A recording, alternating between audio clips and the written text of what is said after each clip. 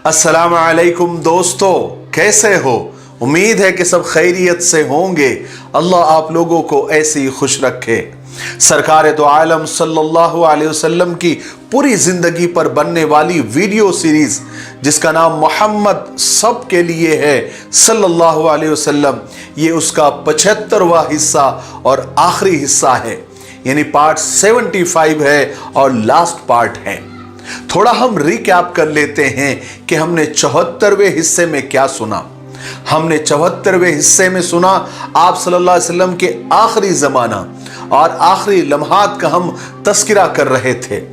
हमने 74वें हिस्से में सुना कि पहली मर्तबा आपके सर में दर्द कब शुरू हुआ और कैसे बीमारी बढ़ती चली गई, यहां तक कि आप सल्लल्लाहु अलैहि वसल्लम बार बार बेहोश होने लगे थे। और फिर आप सल्लल्लाहु अलैहि वसल्लम ने आखिरी लश्कर हजरत उसामा बिन ज़ैद रज़ियल्लाहु तआला की इमारत में रवाना किया था, लेकिन वो आपकी बीमारी को देखकर रुक गया था और आप सल्लल्लाहु अलैहि वसल्लम ने भी कोई एतराज नहीं किया था। चलिए आगे सुनते हैं। रसूल पाक सल्लल्लाहु अलैहि वसल्लम की बीमारी की वजह से किसी का भी कहीं जाने का दिल नहीं चाह रहा था। इतवार के दिन अचानक आप सल्लल्लाहु अलैहि वसल्लम की तकलीफ बढ़ गई, मुसलमानों में परेशानी फैल गई। हजरत उसामा रज़ियल्लाहु तआला को जब मालूम हुआ तो रसूल पाक सल्लल्लाहु अलैहि वसल्लम की खिदमत में हाजिर हुए। देखा तो तकलीफ इतनी बढ़ गई थी कि आप बोल भी नहीं सकते थे।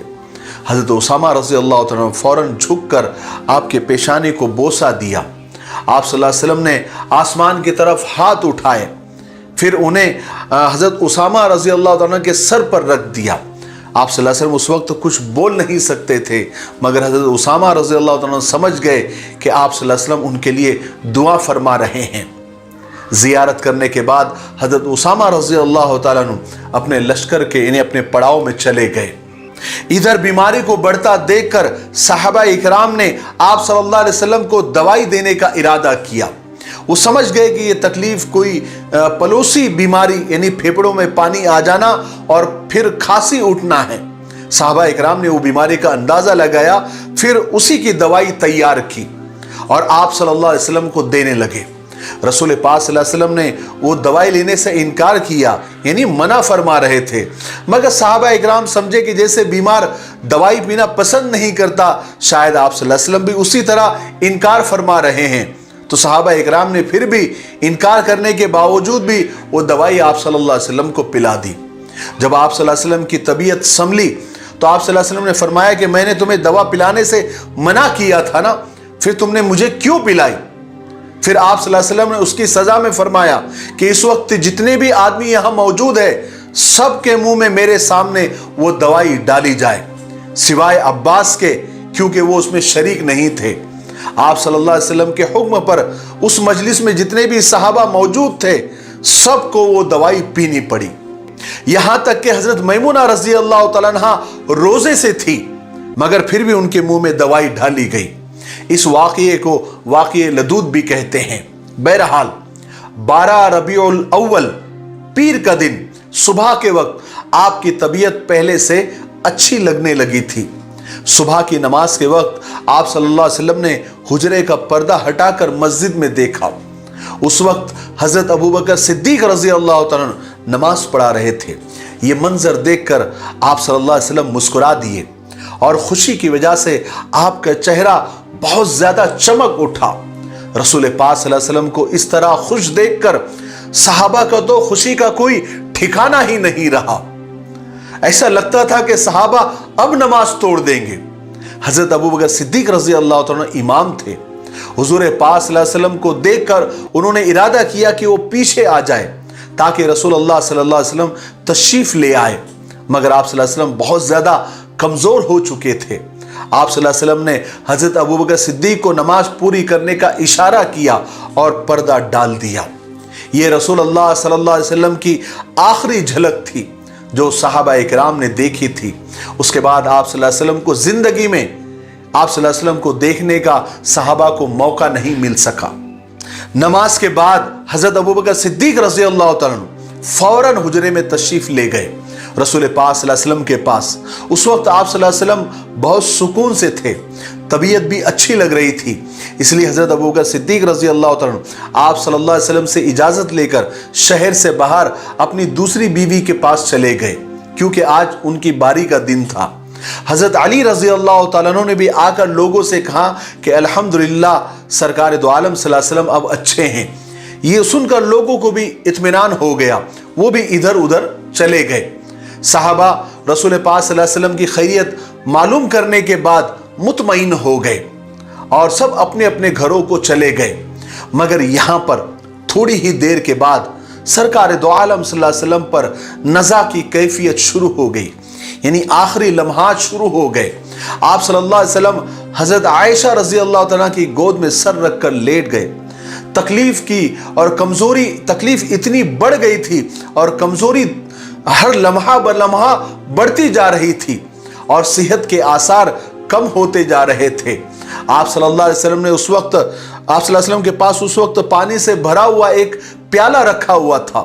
थोड़ी थोड़ी देर में आप तकलीफ से बेताब हो जाते तो आप प्याले में अपना हाथ मुबारक डालते और अपने चेहरे मुबारक पर फेर लेते थे। उसी वक्त हज़रत आयशा रज़ी अल्लाह तआला के भाई हज़रत अब्दुर्रहमान हुजरे में दाखिल हुए। उनके हाथ में एक मिसवाक थी। रसूलुल्लाह सल्लल्लाहु अलैहि वसल्लम ने मिसवाक की तरफ इस तरह देखा जिससे अम्मा जान हज़रत आयशा रज़ी अल्लाह तआला समझ गई कि आप मिसवाक करना चाहते हैं। अम्मा जान ने आप सल्लल्लाहु अलैहि वसल्लम से पूछा कि या रसूलल्लाह, क्या आप मिसवाक करना चाहते हैं, मैं आपके लिए ले लूं? आप सल्लल्लाहु अलैहि वसल्लम ने इशारे से फरमाया, हाँ मैं मिसवाक करना चाहता हूँ। फिर हुजूर पाक सल्लल्लाहु अलैहि वसल्लम के इशारे पर अम्मा जान हज़रत आयशा रज़ी अल्लाह तआला ने मिसवाक लेकर अपने मुंह में चबाकर उसको नरम किया और आप सल्लल्लाहु अलैहि वसल्लम को दे दी। आप सल्लल्लाहु अलैहि वसल्लम ने मिसवाक की।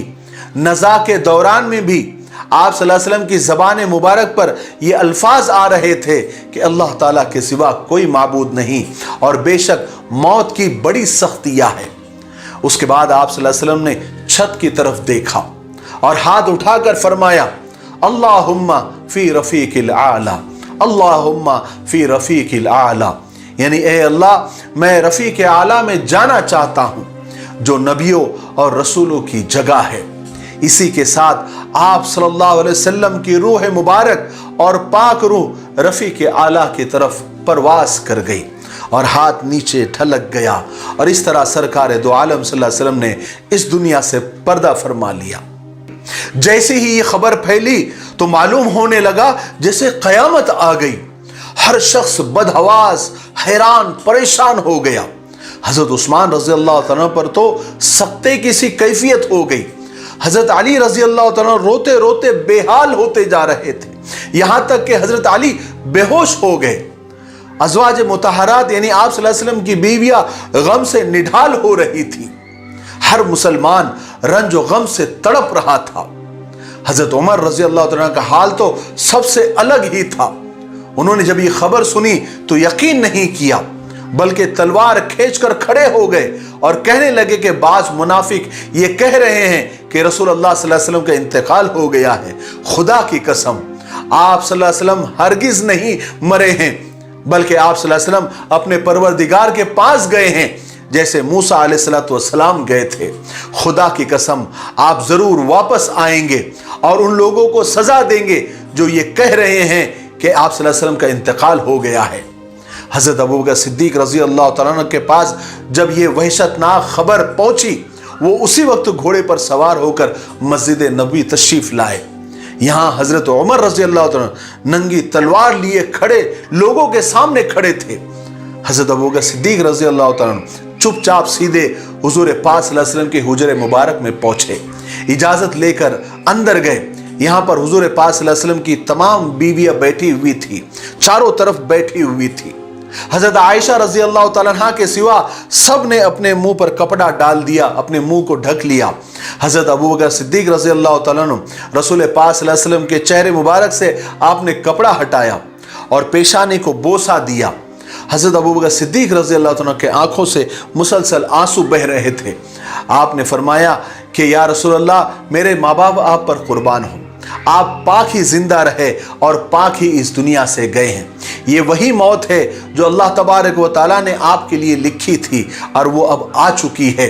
اس کے بعد پھر آپ پر کبھی موت نہیں آئے گی۔ اس کے بعد حضرت ابوبکر صدیق رضی اللہ تعالیٰ نے چہرے مبارک کو ڈھانپ دیا اور باہر آ گئے۔ یہاں حضرت عمر رضی اللہ تعالیٰ کے وہ سب جملے تھے، حضرت ابوبکر نے ان کو چپ کرانا چاہا، مگر حضرت عمر جذباتی تھے، وہ خاموش نہیں ہوئے۔ آخر حضرت ابوبکر صدیق رضی اللہ تعالیٰ ذرا سا بازو ہٹ کر کھڑے ہو گئے اور لوگوں کو ادھر آنے کا اشارہ کیا۔ سب لوگ فوراً حضرت عمر رضی اللہ تعالیٰ سے ہٹ کر حضرت ابوبکر صدیق کے سامنے آ گئے۔ حضرت ابوبکر صدیق رضی اللہ تعالیٰ نے سب سے پہلے اللہ تبارک و تعالیٰ کی حمد بیان کی اور پھر فرمایا کہ جو شخص محمد صلی اللہ علیہ وسلم کی عبادت کرتا ہے وہ جان لے کہ محمد صلی اللہ علیہ وسلم کا انتقال ہو گیا ہے، اور جو شخص اللہ تعالیٰ کی عبادت کرتا ہے وہ جان لے کہ خدا تعالیٰ زندہ ہے اور کبھی نہیں مرے گا۔ اس کے بعد حضرت ابوبکر صدیق رضی اللہ تعالیٰ نے قرآن پاک کی ایک آیت پڑھی جس کا ترجمہ یہ ہے کہ اور نہیں ہے محمد مگر اللہ تعالیٰ کے ایک رسول، جن سے پہلے اور بھی بہت سارے رسول گزر چکے ہیں، اگر ان کا انتقال ہو جائے یا وہ شہید ہو جائے تو کیا تم دین اسلام سے پھر جاؤ گے؟ جو شخص دین اسلام سے پھر جائے گا وہ اللہ تعالیٰ کا ذرہ برابر بھی نقصان نہیں پہنچائے گا، اور اللہ تعالیٰ عنقریب شکر گزار بندوں کو انعام دینے والا ہے۔ اس کے بعد حضرت ابوبکر صدیق رضی اللہ تعالیٰ نے قرآن پاک کی کئی آیتیں پڑھی جن میں اللہ تعالیٰ نے فرمایا کہ اللہ تعالیٰ کی ذات کے سوا سب کچھ فنا ہونے والا ہے۔ اس کے بعد حضرت ابوبکر نے ایک لمبا خطبہ دیا جس میں لوگوں کو سمجھایا کہ اللہ سے ڈرتے رہو اور بہت ساری نصیحتیں فرمائی۔ حضرت ابوبکر صدیق رضی اللہ تعالیٰ کی زبان مبارک سے قرآن پاک کی یہ آیتیں سن کر حضرت عمر کو اور دوسرے لوگوں کی حیرت ٹوٹی، وہ ہوش میں آئے۔ حضرت عمر کو تو ایسا لگا جیسے انہوں نے یہ آیتیں پہلی بار سنی ہو۔ اس کے بعد یعنی حضرت ابوبکر صدیق رضی اللہ تعالیٰ کے خطبے کے بعد حضرت عمر رضی اللہ تعالیٰ کو آپ کی وفات پر یقین آیا اور پھر انہوں نے انا للہ و انا الیہ راجعون پڑھا۔ ایسے نازک وقت میں حضرت ابوبکر صدیق رضی اللہ تعالیٰ کے صبر اور آپ کے سمجھانے کی وجہ سے لوگوں کو زبردست قوت ملی۔ سب لوگوں کو ایسا لگا جیسے ان کے سامنے سے پردے ہٹ گئے، سب ہوش میں آ گئے اور سب کو اطمینان ہو گیا۔ بہرحال اس کے بعد مسلمان رسول پاک صلی اللہ علیہ وسلم کو دفن کرنے کے متعلق مشورے کرنے لگے۔ حضرت ابوبکر صدیق رضی اللہ عنہ نے فرمایا کہ میں نے رسول اللہ کو یہ فرماتے ہوئے سنا ہے کہ نبی کی روح جس جگہ نکلتی ہے ان کو وہی دفن کیا جاتا ہے، چنانچہ یہ طے ہوا کہ آپ کو حجرے میں ہی دفن کیا جائے گا۔ اس کے بعد نعش مبارک کو وہاں سے ہٹا کر وہاں پر لحد یعنی قبر کھودی گئی۔ حضرت علی رضی اللہ تعالیٰ، حضرت اسامہ رضی اللہ تعالیٰ وغیرہ نے آپ کو غسل دیا۔ حضرت اسامہ اور رسول اللہ صلی اللہ علیہ وسلم کے غلام شقران پانی ڈالتے تھے اور حضرت علی رضی اللہ تعالیٰ غسل دے رہے تھے۔ وفات کے وقت آپ صلی اللہ علیہ وسلم نے جو قمیص پہن رکھا تھا، آپ صلی اللہ علیہ وسلم کو اس قمیص کے سمیت ہی نہلایا گیا۔ بعد میں جب تین کپڑوں کا کفن دیا گیا تب وہ قمیص اتارا گیا۔ اس کے بعد جنازہ تیار کر کے عوام کے لیے حجرے میں رکھ دیا گیا۔ صحابہ کے گروہ آنے لگے، یعنی جماعت کے جماعت آنے لگی۔ اندر جا کر آپ صلی اللہ علیہ وسلم پر صلاۃ و سلام پڑھتے، پھر اپنے محبوب کی آخری زیارت کر کے روتے ہوئے، بلکتے ہوئے، ہچکیاں لیتے ہوئے، آنسو بہاتے ہوئے واپس آ جاتے۔ مردوں کے بعد عورتوں نے بھی اس طرح نمازیں پڑھی، پھر بچوں نے نمازیں پڑھی۔ آخر منگل کا دن بھی یہ سلسلہ چلتا رہا، اس کے بعد یہ سلسلہ ختم ہوا اور اسی وقت آپ صلی اللہ علیہ وسلم کو حجرہ عائشہ رضی اللہ تعالیٰ عنہ میں دفن کر دیا گیا۔ اس طرح اللہ کے حبیب دنیا کے سب سے مقدس، سب سے عظیم، سب سے پاک انسان، پیغمبر آخر الزماں، رحمت عالم، محمد مصطفیٰ احمد مجتبیٰ صلی اللہ علیہ وسلم وآلہ واصحابہ اجمعین 63 سال کی عمر میں اس دنیا سے رخصت ہو گئے اور اپنے پروردگار کے پاس اعلیٰ جنت میں چلے گئے۔